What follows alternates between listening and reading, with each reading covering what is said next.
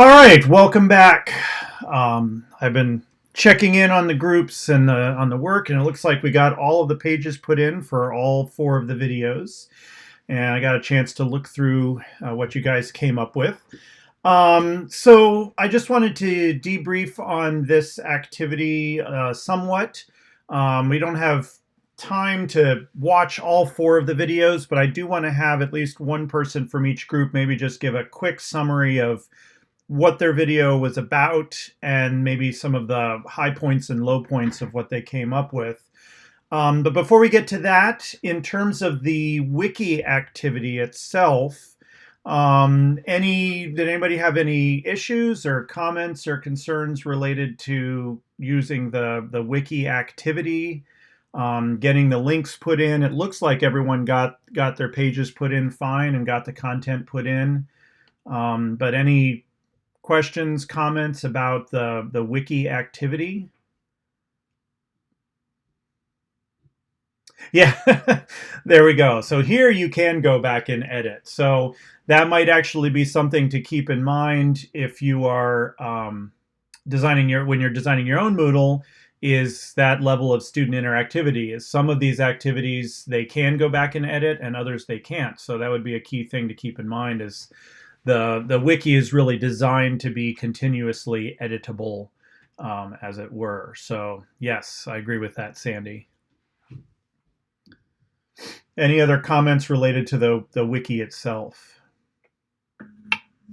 One Yep. thing that I actually noticed, because I was looking on a couple of other people's pages, and I don't remember, it might have been the first group, I'm not sure, but one of them put a back to like the home page, which was something that I was getting a little bit like, I kept wanting to go back to like my page Yep. and like check things out and kind of like click back and forth and back and forth. So I don't know if they figured that out on their own, but I liked being able to go back to, like, you have to embed a link on each page to go back, like, because you're talking about like this hierarchy kind Yep. of thing. So you have to include that in order to keep going back to that main page. And I was wondering how they did that, if they just like put a link within their response, or I wasn't quite sure who did that. Yeah, actually, it's the way that you do it is exactly the way you create a new page. So anything that you put inside of those square brackets, the wiki will treat as a link. So if what you put between the square brackets doesn't exist as a page, then it creates that page.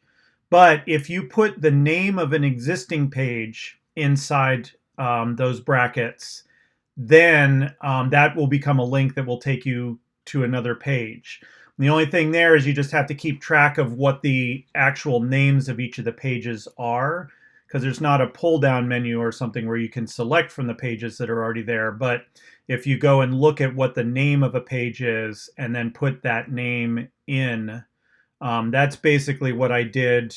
For instance, on the group pages, I'll go into group ones here, where I have this back to instructions page at the bottom. That was done simply by putting the instructions page name inside of those square brackets. And then it, So you don't need the URL. You just use the same language and it'll recognize it. exactly. Yeah, if it's within the wiki, then those double square brackets, it will turn all of those into internal links. If you need to go outside of the wiki, then you would need to put in the full URL and create it as a hyperlink and all of that. But if you're just looking to navigate within the wiki itself, that's the way that they structure those navigations.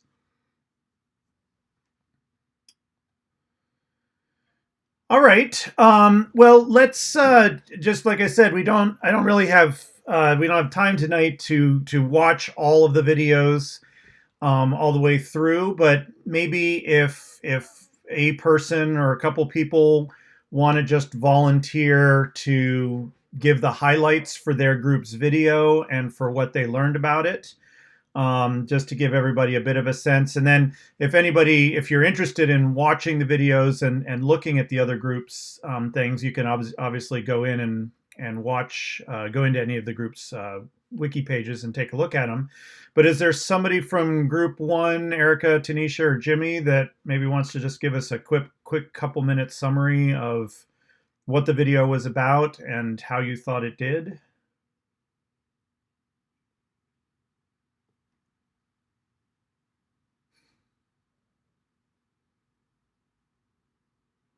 Nobody wants to volunteer.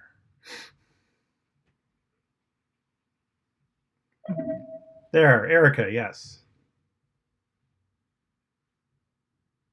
All right, so oh, excuse me, I have a little cold. Can you That's hear okay. me? Yes, we can hear you fine. So the strengths were that the video was segmented well. It was clearly divided into subtopics with a logical sequence, and the objectives for not only the whole video but the subtopics were clear. The and also something that helped is that there were titles for each section, so you had a preview of what you were going to learn.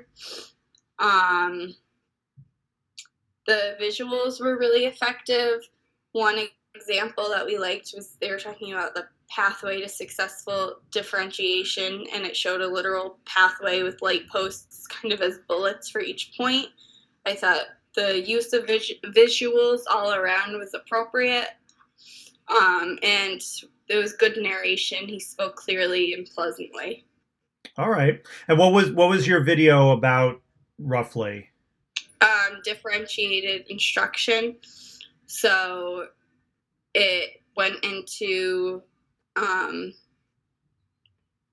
went into different points of how to differentiate why and what you should do. Okay. So generally speaking, you thought it was a pretty effective video in terms of overall impact. Overall, yeah. Okay.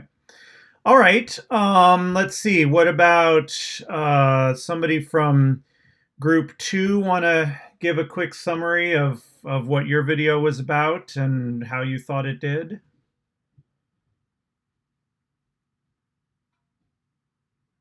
Either Sandy or Brian or Kayla. Go for it, Brian. All right, so our video was about how to make a training video. Very meta there. Yes, very. And I thought I did a great job of going through a number of steps on how to create a training video. This video was more of a shorter video, and I think this topic could be more explained in a lot longer of a video. But this video did a very good job, like giving an overview of the topic as a whole. And it was segmented well, and with each transition, it gave labels and topics on to what the next piece of the video was going to be about. So I thought that was really good. Okay. Any suggestions maybe for things to improve on it, or? Yeah, we came together as a group and decided that there was a few things within the video that were a bit distracting in terms of there was some background music, and the person presenting the video was talking as well as the background music was on at the same time.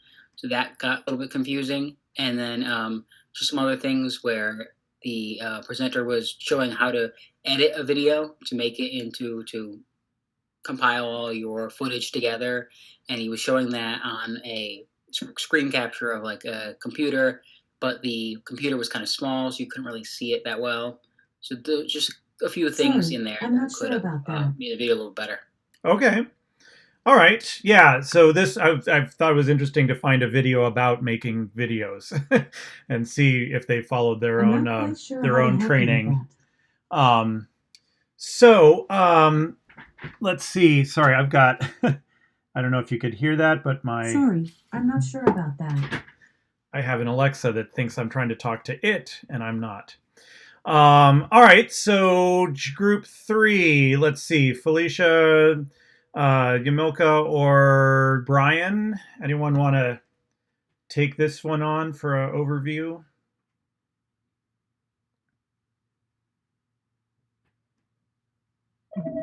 Yeah, go ahead, Brian. So our Our video was about appropriate work behavior, kind of targeted towards new employees, young employees, coming into a business for the first time. Um, I think overall we thought that the video was pretty well done. It addressed the topics clearly. It had some segmentation within the video to kind of break it up a little bit.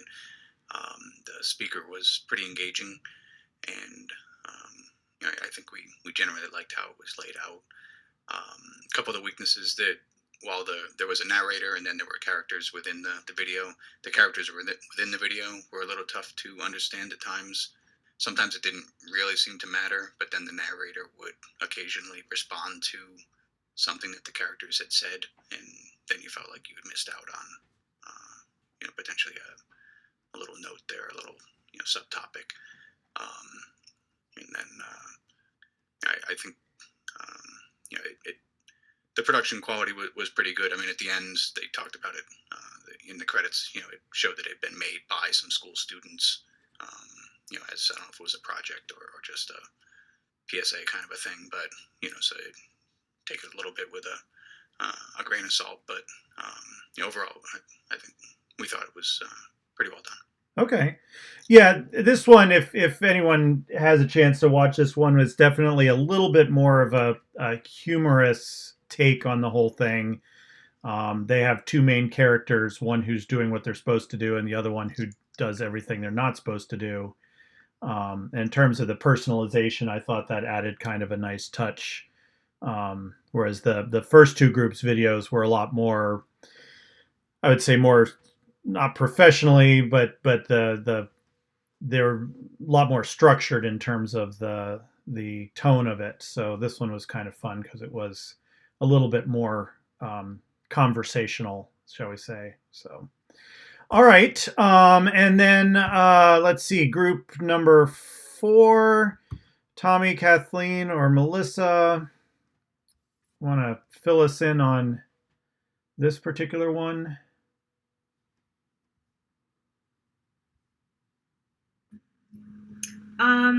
I will say that there was no ambiguity here with this video. It was definitely an example of a very poorly done video. We kind of divided up the responsibilities, and I had to do strengths. So I really struggled with pulling some out, but I tried to look back at the reading that we had. I don't know if you want to click on the tab. Yeah, I can. I separated it out into like what the principle was and then what I could possibly see in the video. But I could go back and forth with each one of those positives. Something else like negated it. Like I could barely hear, or the volume kept coming in and out. So I was also thinking of the 4 C's that you had said in the other class. Mm-hmm. It was really just kind of a seriously hot mess. So if anybody wants a bad example, feel free to watch that one. Yeah, and I definitely threw this one in kind of with that in mind of it's good to have counter examples as well. So yeah, I mean, I would agree. And again, if the people who are not in this group want to have a chance to take a look at it on, it's again only 4 or 5 minutes, but there's a lot of issues with this one. A lot of it comes down to the audio. There is a soundtrack, but the soundtrack was set up to automatically duck whenever it hears the voice and then turn up loud again. And because the voices were so soft to begin with, having that soundtrack getting louder and softer and louder and softer throughout it was really distracting. They're creating an aquarium for math practice. And there's a whole segment in the middle where they do the typical speed up, showing somebody constructing something but doing it sped up. But they don't really give a clear set of instructions on what it is that they're actually doing. Like they list all the materials you need, but then no real clear instruction on how they're actually putting it together.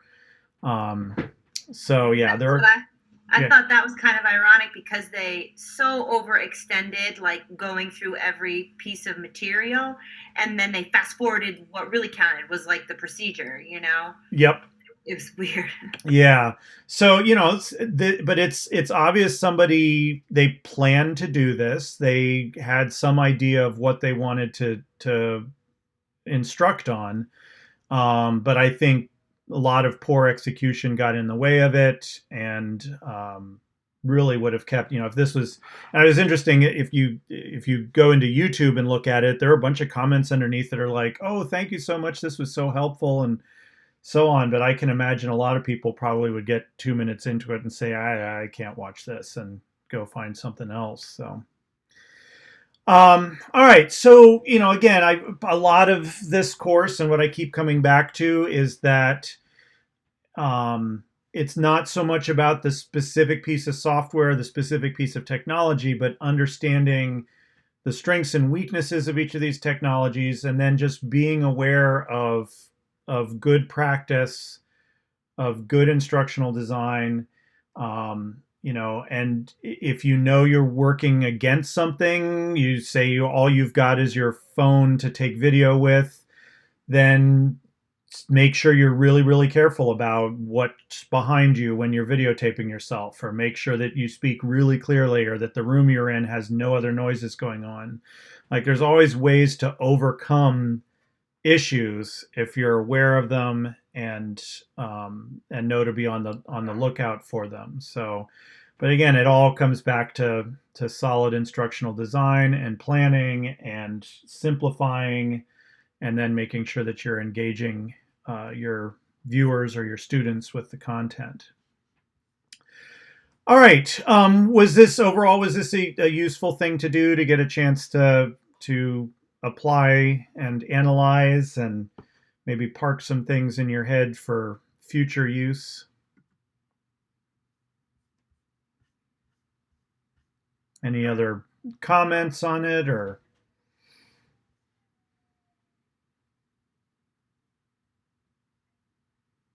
Yeah, case studies. Yeah. I mean, it's always good to see what has been done, and get a chance to take a look at it and analyze it. I find, my students tend to pick up something a lot quicker if they examine somebody else's work, and kind of have to put themselves in the shoes of a teacher or an instructor, and say, well, if I was grading this, what grade would I give it? And just get some thinking about these things. All right, so we're starting to run a little short on time here, so I'm not gonna spend a lot of time on this next little bit. But just like I did last week, with graphic design, there's a lot of tools out there. There are more and more tools available. I showed you 3 or 4 websites where, for free or for a very small amount of money, you can put together some graphic design elements pretty quickly. Video is kind of similar. There aren't, I think, as many sites out there dealing with video, because by its nature, video is a lot more processor intensive in terms of working with video content. Most people, I think, would fall back, and rather than using an online service, would probably use something like iMovie. Those of you that have the laptops from Central, you've got iMovie on those laptops. I think it's in Windows machines. I think Movie Maker is the current sort of movie creation software that sort of comes with the Windows. So most machines will have some sort of, at least a basic video editor on it. I mean, now even iPhones, you can put iMovie on tablets and on iPhones, and you can edit videos within Photos on your phone. So there's a lot out there, but I did want to point out a couple of resources, and one in particular. So I do have a couple here. Animoto, the second one, actually was brought up by, I honestly don't remember if it's somebody who's also in this class, but a student in my 520 class had come across Animoto. You get a 14-day trial with Animoto, and then after that you do have to pay, but it's a service that lets you upload video content, do basic editing, and so on. Render Forest is another one I came across that's similar, where you can pull up. See, I think I have a couple of these. I think this is Render Forest. So Render Forest, you create projects, and they've got content and things that you can that you can put in to videos as well to create them. They're based a lot off of a sort of pre-built templates or slides that you can then customize some of the content on and sort of string it together. One I definitely wanted to point out is Spark by Adobe. If you know Adobe, and again, if you have a central laptop, they have I think the whole Adobe suite on there. But Adobe is also moving a lot of their software online, and they have this service called Spark Video, which is you can use it for free. There are levels then where you can pay for it and get more features and so on. But basically, it functions as a series of slides, and those slides can contain video content, text content, photos, images, and things like that. So it's kind of like taking a PowerPoint sort of approach and creating a series of slides that then run together in a timeline as a full video. And you can record voiceovers on it and do some other elements. So if you're somebody who's familiar with the Adobe environment or you've used Adobe software, this is their online service for creating things. You can also they have a graphic design segment as well.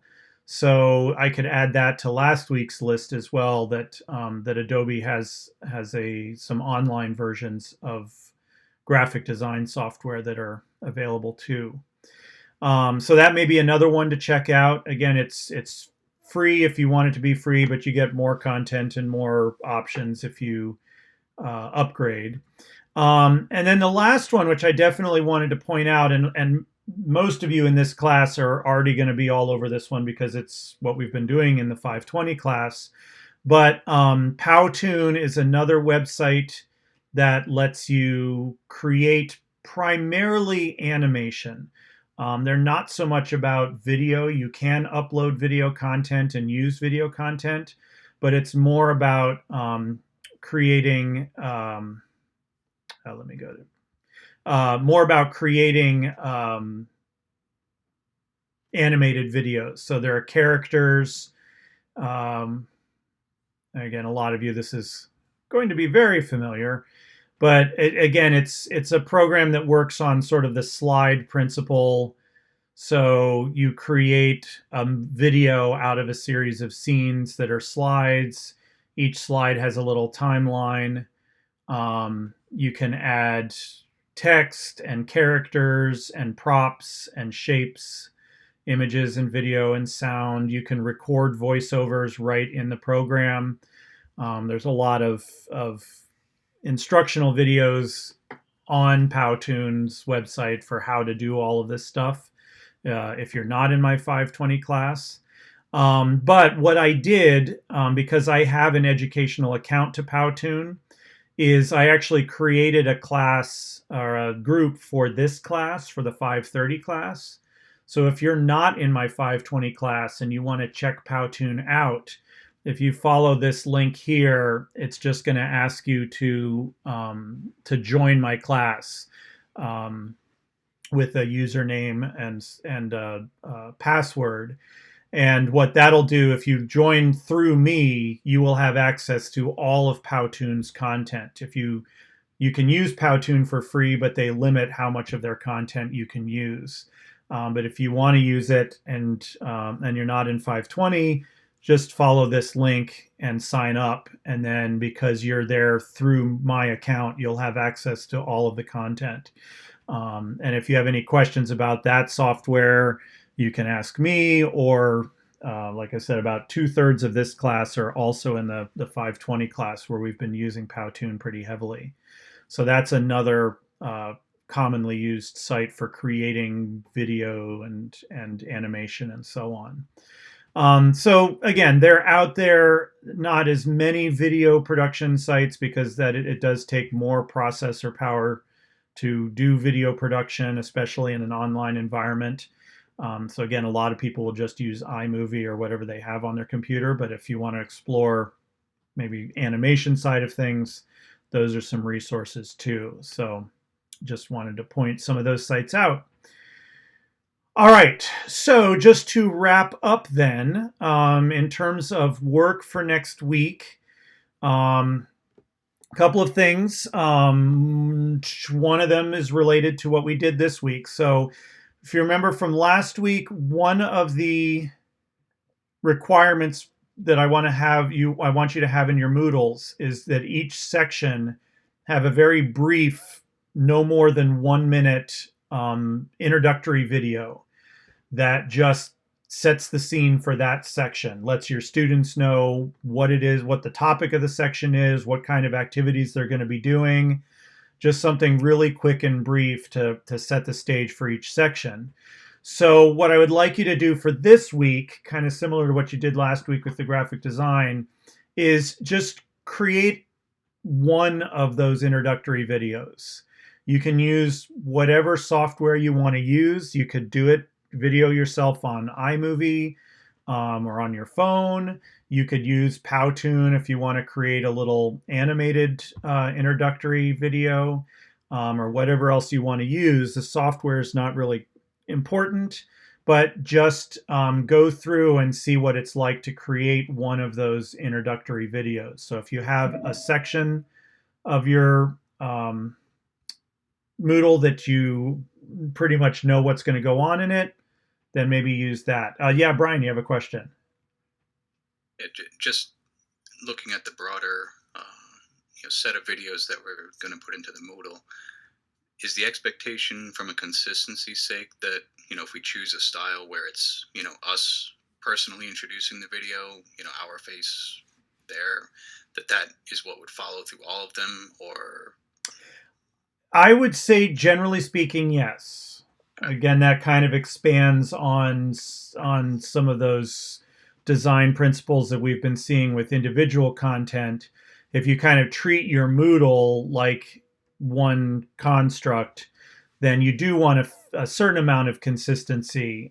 So you don't want your students having one section leading in with a talking head of you, and then the next section being led into with an animated video. And so, yeah, you might want to give some thought to what kind of mode is going to be easiest for you or best for your Moodle in terms of this video. Thanks. All right. So in terms of, I'm doing it through a forum, but you don't really, for your work, it's about creating the video.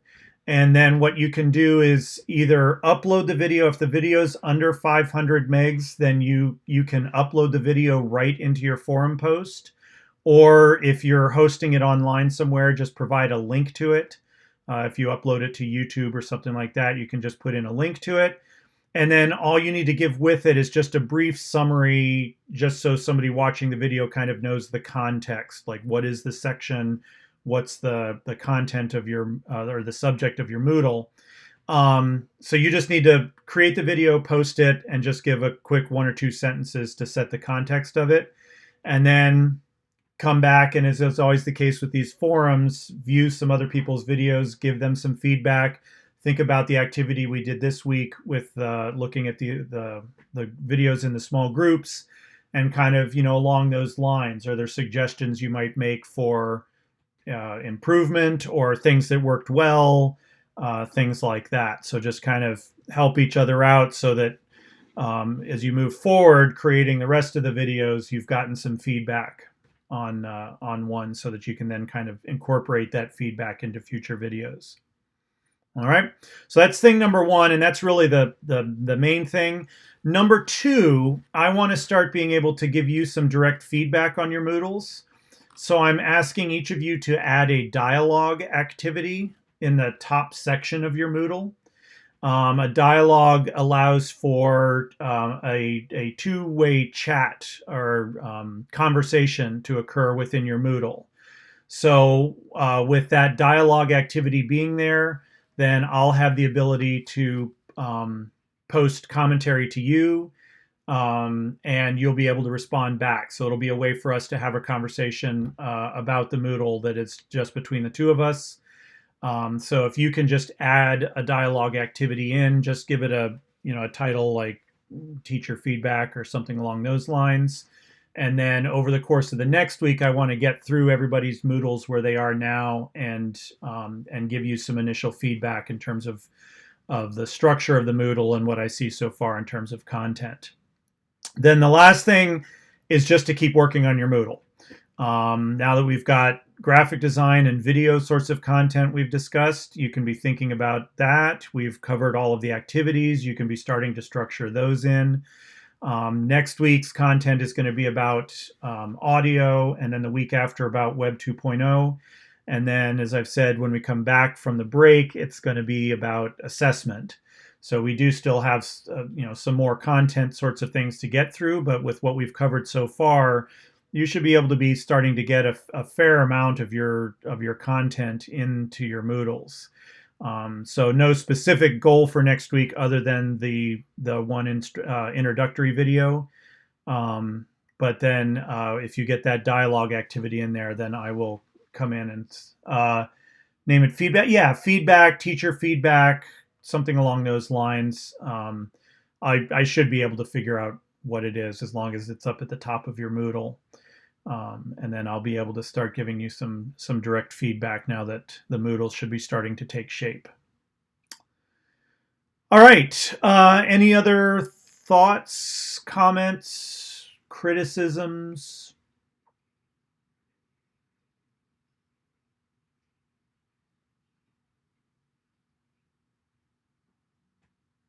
I guess not.